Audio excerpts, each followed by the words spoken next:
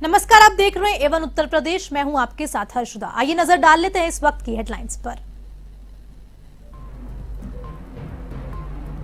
गोरखपुर दौरे पर सीएम योगी आदित्यनाथ। जनता दरबार में सुनी सीएम ने फरियाद। 144 करोड़ की 61 परियोजनाओं की दी सौगात। विकास योजनाओं को जल्द से जल्द पूरा करने के निर्देश।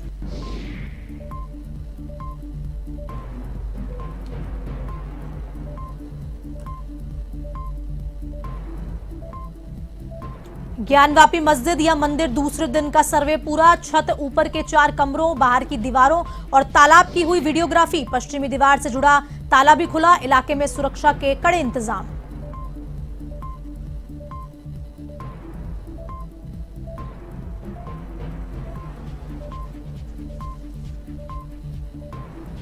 उपभोक्ताओं पर फिर महंगाई की मार। 8 महीने में 26 रुपए महंगी हुई सीएनजी। नीडा गाजियाबाद में 86 रुपए 17 पैसे किलो हुआ रेट। कानपुर, फतेहपुर और हमीरपुर में रेट सबसे ज्यादा।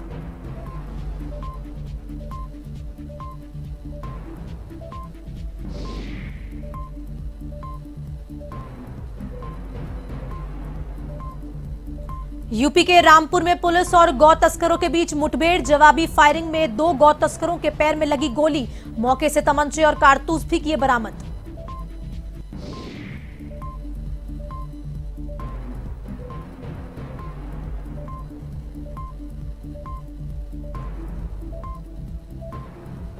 प्रचंड गर्मी से राहत की उम्मीद। उत्तर प्रदेश से राजस्थान तक मौसम लेगा करवट। आईएमडी ने जताई 16-17 मई को आंधी बारिश की संभावना।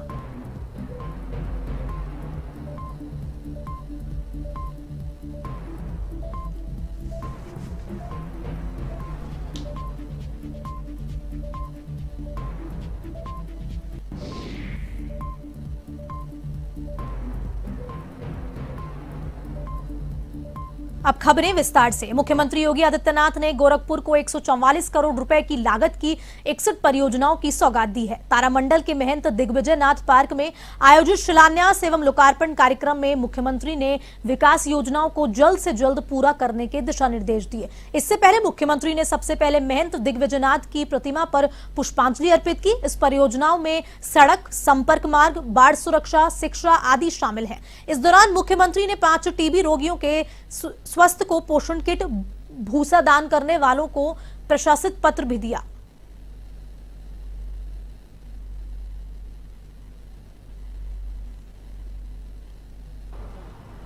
नई सरकार का गठन हुआ है। आपने गोरखपुर में सभी 9 सीटों पर भारतीय जनता पार्टी के प्रत्याशियों को विजयश्री दिलाई है।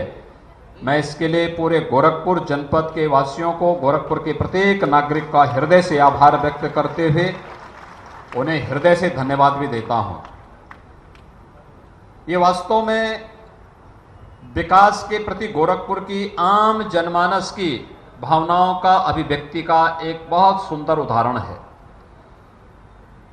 कि लोगों ने उन तमाम प्रकार की नकारात्मकताओं को नकारा है जो लोग जाति के नाम पर, क्षेत्र के नाम पर, भाषा के नाम पर, तमाम अन्य संकीर्णताओं के आधार पर समाज को विभाजित करना चाहते थे, उनको दरकिनार करते हुए राष्ट्रवाद और विकास के नाम पर भारतीय जनता पार्टी को प्रचंड बहुमत के साथ सरकार बनाने के लिए अपना समर्थन किया। और भारतीय जनता पार्टी पहली बार, दूसरी बार जो है, लगातार दूसरी बार प्रदेश के अंदर अपनी सरकार बनाने में सफल हुई है।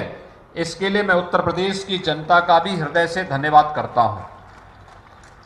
भाइयों बहनों, विकास की इन परियोजनाओं में सड़कों की है, नालियों की है, बाढ़ बचाव से संबंधित है, विकास से संबंधित तमाम अन्य प्रकार की योजनाएं हैं जिनका आज यहां पर लोकार्पण भी हो रहा है और शिलान्यास भी हो रहा है। कुल 61 परियोजनाएं हैं और 61 परियोजनाओं को समयबद्ध ढंग से 40 परियोजनाओं को पूरा करते हुए आज उनका लोकार्पण हो रहा है।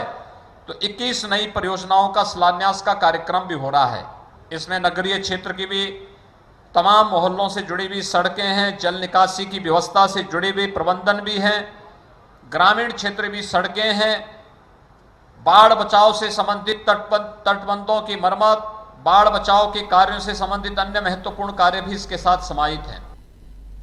योगी आदित्यनाथ गोरखपुर दौरे पर हैं, जहां उन्होंने जनता दरबार में लोगों की फरियाद सुनी और अधिकारियों को समस्याओं के निस्तारण के दिशा निर्देश दिए। वहीं इस दौरान पिपराइच गोरखपुर से फरियाद लेकर पहुंची एक मां की गोद में बैठी आरूही को सीएम योगी ने दुलार किया और सिर पर हाथ फेर कर उसे चॉकलेट मंगाकर दी, जिसे पाकर आरूही के चेहरे पर चमक आ गई। गौरतलब है कि सीएम योगी आदित्यनाथ जब गोरखपुर में होते हैं तो जनता दर्शन में जनता की समस्याएं सुनकर उनके निदान के निर्देश देते हैं।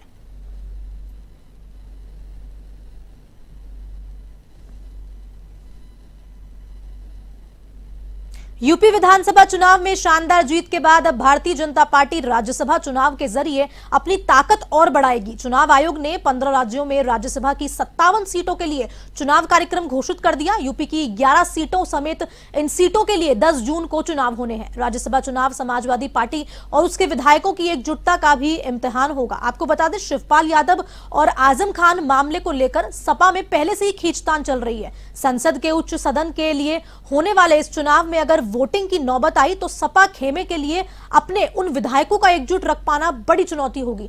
दबे स्वर में बागी तेवर दिखा विधायक क्रॉस वोटिंग कर सकते हैं। आपको बता दें कि विधानसभा चुनाव नतीजे आने के बाद से ही जेल में बंद सपा विधायक आजम खान की नाराजगी बड़ा सवाल बना हुआ है।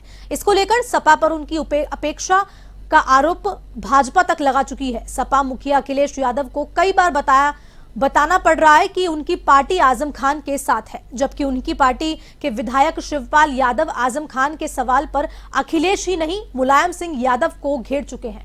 आजम खान और शिवपाल के साथ उनके समर्थक विधायक राज्यसभा वोटिंग में इधर उधर हो सकते हैं। इस संभावना में इनकार नहीं किया जा सकता है। ऐसे विधायकों की तादाद के बारे में अभी अंदाजा ही लगाया जा सकता है। सपा अध्यक्ष अखिलेश यादव इस बार अपने सहयोगी राष्ट्रीय लोकदल के अध्यक्ष जयंत चौधरी को राज्यसभा भेज सकते हैं। रालोद सपा का गठबंधन काफी समय से चल रहा है। इसके अलावा पूर्व नौकरशाह आलोक रंजन को प्रत्याशी बनाया जा सकता है। आलोक रंजन अखिलेश यादव के मुख्य मंत्रिकाल में यूपी के मुख्य सचिव थे। उन्होंने इस बार के विधानसभा चुनाव में सपा का घोषणा पत्र तैयार करने में अहम भूमिका निभाई थी।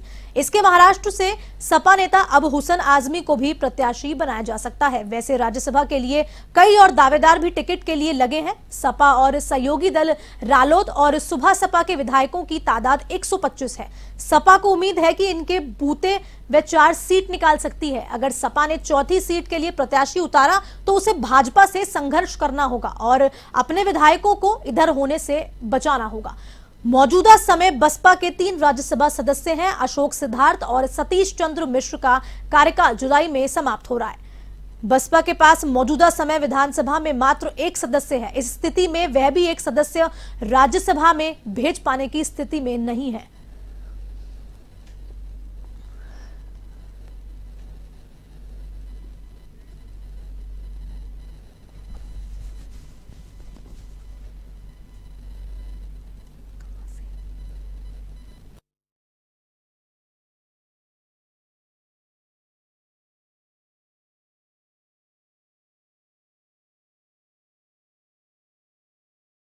इस खबर पर अधिक जानकारी के लिए UP state head Amrish Singh जुड़ चुके हैं फोन लाइन पे। जी अमरीश, बताइए। देखिए हर्षिता, चुनाव आयोग ने 15 राज्यों में राज्यसभा की 57 सीटों के लिए चुनाव घोषित किए हैं कार्यक्रम। लेकिन अगर उत्तर प्रदेश की बात करें तो 11 सीटों पर स्थिति स्पष्ट है। पूर्ण बहुमत के साथ उत्तर प्रदेश में भाजपा की सरकार है। फिलहाल 7 सीटें राज्यसभा की ऐसी दिखती हैं जिस पर भाजपा आसानी से अपने सदस्यों को जिता सकती है, तो वहीं समाजवादी पार्टी 3 सीटों पर अपने उम्मीदवारों को चुनाव लड़वाएगी और जिता भी लेगी। 11वीं सीट जो होगी, मतलब कि समाजवादी पार्टी के लिए 4थी और भाजपा के लिए 8वीं, ये थोड़ा सा मुश्किल भरा काम होगा दोनों के लिए ही। लेकिन ऐसा लगता है कि ये 8वीं सीट जो है वो पक्ष में जाएगी भाजपा के, क्योंकि समाजवादी पार्टी के पास सदस्यों की संख्या उतनी नहीं है कि वो 4थे सदस्य को जिता सके। लेकिन अगर वो ऐसा करती है तो उसमें कुछ विधायकों का इधर से उधर जो है वो वोट खिसक सकता है। लेकिन 11 सीटों में सपा की टेंशन जो है वो शिवपाल और आजम फैक्टर है। फिलहाल इसको जितना तूल दिया जा रहा, लगता नहीं है कि राज्यसभा चुनाव में इसका असर उतना दिखेगा, क्योंकि शिवपाल या तो गाहे बगाहे भले ही अखिलेश यादव के खिलाफ कुछ बोलते हो, लेकिन वो ऐसा कोई कदम नहीं उठाते हैं जिससे अखिलेश यादव को ऐसा लगे या ऐसा समझा जा सके कि कहीं से भी समाजवादी पार्टी को खतरा हो सकता है। जयंत और आलोक रंजन पर समाजवादी पार्टी का ऐसा लग रहा है डाउन लगा सकती है, क्योंकि रालोद के साथ गठबंधन में भी है समाजवादी पार्टी, लेकिन 125 करीब सदस्यों के करीब इनकी संख्या है विधायकों की उत्तर प्रदेश में। तो ऐसे में फिर भी चौथी सीट जो है वो थोड़ा मुश्किल भरा काम है, लेकिन ये जो स्थिति है वो स्पष्ट है कि लगभग 8 सीटों पर भाजपा जो है वो जीत अपनी दर्ज कराएगी राज्यसभा सांसदों के लिए। वहीं 3 सीटों पर समाजवादी पार्टी, कांग्रेस और बसपा के लिए उत्तर प्रदेश में कुछ भी ऐसा दिखता नहीं है, क्योंकि सदस्यों की संख्या कांग्रेस की उत्तर प्रदेश में सिर्फ 2 विधायक हैं और वहीं बसपा की बात करें तो सिर्फ 1 विधायक उसके उत्तर प्रदेश में। हर्षिता। जी अमरीश, तमाम जानकारी के लिए आपका बहुत बहुत धन्यवाद।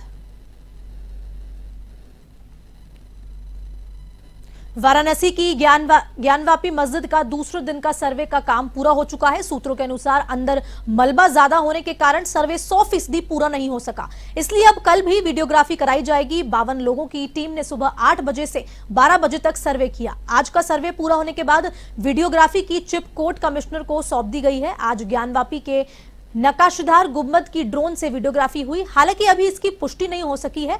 दूसरे दिन छत, 4 कमरों, बाहर की दीवारों, बरामदे, तालाब के आसपास की वीडियोग्राफी सर्वे हुआ।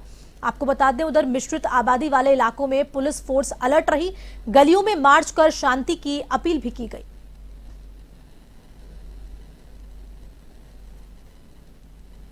शाहजहांपुर में वित्त एवं संसदीय कार्य मंत्री सुरेश कुमार खन्ना ने खिरनी बाग रामलीला मैदान में अटल बिहारी वाजपेयी उमंग मेला और प्रदर्शनी का भव्य उद्घाटन किया। इस अवसर पर उन्होंने कहा कि गर्मियों की छुट्टियों में जो बच्चे बाहर घूमने के लिए नहीं जा पाते हैं, उनके लिए ये मेला बहुत महत्वपूर्ण है। शाहजहांपुर की साझी शहादत और साझी विरासत को लेकर ये मेला अपना अहम स्थान रखता है।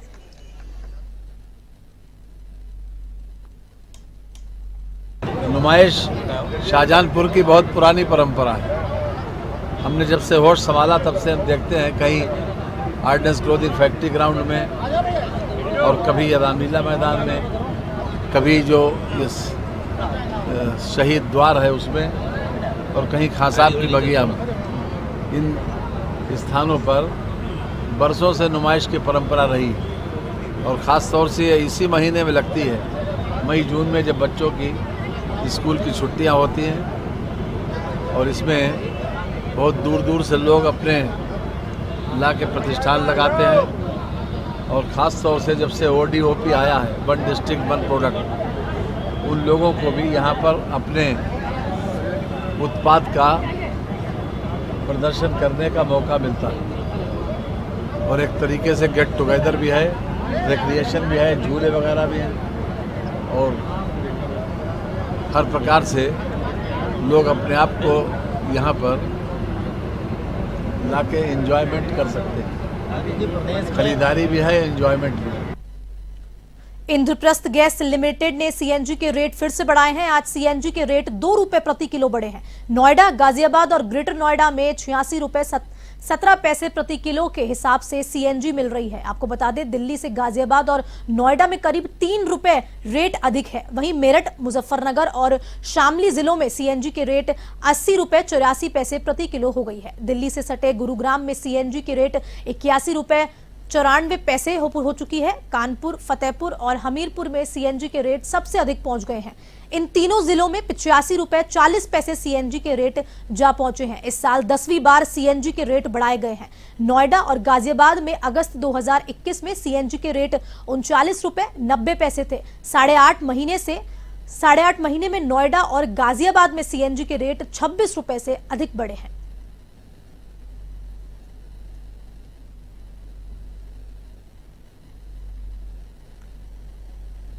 यूपी के रामपुर थानागंज पुलिस और गौ तस्करों में हुई मुठभेड़ के दौरान जवाबी फायरिंग की गई, जिसमें 2 गौ तस्करों के पैर में गोली लगी, जिन्हें उपचार के लिए जिला अस्पताल में भर्ती करवाया गया है।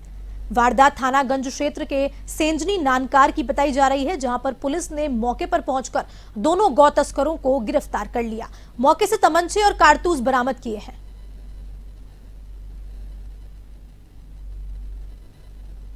आज 8:30 बजे के आसपास प्रभारी निरीक्षक गंज रविंदर सिंह चेकिंग कर रहे थे मंडी समिति के पास। तभी एक उनके मुखबिर ने आकर सूचना दी कि 2 व्यक्ति एक गाय को बांधकर सैजनी नानकार के जंगल की तरफ जा रहे हैं और उसकी हत्या करने की योजना है। अगर आप जल्दी से कार्रवाई कर देंगे तो तो उस गाय को बचाया जा सकता है और अभियुक्त को गिरफ्तार भी किया जा सकता है। इस पर तत्काल कार्रवाई करते हुए प्रभारी निरीक्षक गंज ने बगल की चौकी इंचार्ज मंडी लईक अहमद को साथ लिया और कोतवाली की चौकी एकता के प्रभारी राजेश कुमार को साथ लिया और शीघ्र ही जो है नानकार के जंगल में इन्होंने कॉम्बिंग की। तो इन्होंने देखा कि ये गाय को 2 व्यक्ति बांधे हुए हैं और काटने की तैयारी कर रहे हैं।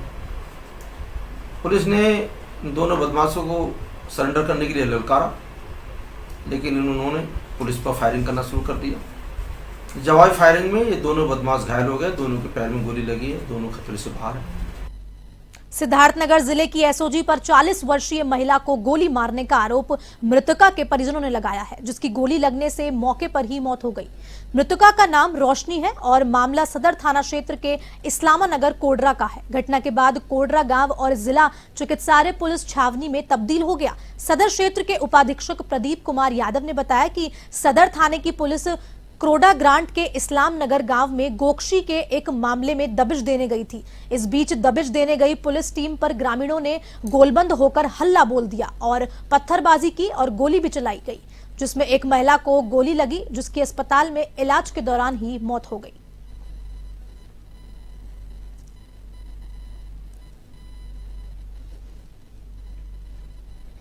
सिद्धार्थनगर के रोशनजोत और कोडरा ग्रांट के इस्लाम नगर में गोकशी की शिकायत पर थाना सिद्धार्थनगर की पुलिस आज दबिश देने गई थी और वहाँ पे जब दबिश देने गई तो गांव वालों द्वारा जो है पुलिस टीम को घेर लिया गया और उस पत्थरबाजी की गई तथा फायरिंग की गई। जो प्राथमिक सूचना उसके अनुसार एक महिला को गोली लगी, जिसकी यहाँ पे इलाज के दौरान मृत्यु हो गई। फायरिंग की गई, किसकी तरफ से फायरिंग की गई? ये अभी जांच की जा रही है, अभी कुछ तथ्य प्रकाश में नहीं आया है। सर इलाज की बात कर रहे हैं, लेकिन डॉक्टर का बयान है कि जो महिला आई थी वो पहले से ही डेड थी। अब हमें जो अभी प्राथमिक सूचना है मैं आपकी जानकारी दे रहा हूँ, बाकी तो डॉक्टर से बातचीत करने के बाद ही। देश भर में पड़ रही भीषण गर्मी ने लोगों का हाल बेहाल कर दिया है। मौसम विभाग ने आज दिल्ली समेत कई राज्यों में भीषण गर्मी और लू की संभावना जताई है। आईएमडी के मुताबिक इस महीने के आखिर में देश के कई शहरों में पारा 46 से 47 डिग्री सेल्सियस तक पहुंचने की संभावना है। इसके लिए आईएमडी की तरफ से कई राज्यों के लिए ऑरेंज अलर्ट भी जारी किया गया है। आपको बता दें, आईएमडी के मुताबिक 14 मई से 17 मई तक पश्चिम राजस्थान, मध्य प्रदेश, पंजाब, उत्तर प्रदेश, झारखंड, बिहार में कई हिस्सों में हीट वेव की स्थिति रहेगी। उधर केरल में कई जगह भारी बारिश भी हुई। मौसम विभाग ने आज केरल के कई स्थानों पर बारिश का रेड और कुछ जिलों में ऑरेंज अलर्ट जारी किया है। वहीं अगले सप्ताह भीषण गर्मी से आसमान में बादल छाए रहने से कुछ राहत मिल सकती है। 16 मई को जम्मू कश्मीर, हिमाचल प्रदेश, उत्तराखंड, पंजाब, हरियाणा, चंडीगढ़, उड़ीसा, पश्चिम बंगाल और अंडमान निकोबार के अलग अलग स्थानों पर 30 से 40 डिग्री किमी प्रति घंटे की रफ्तार में हवाएं चलने और भारी बारिश की संभावना है।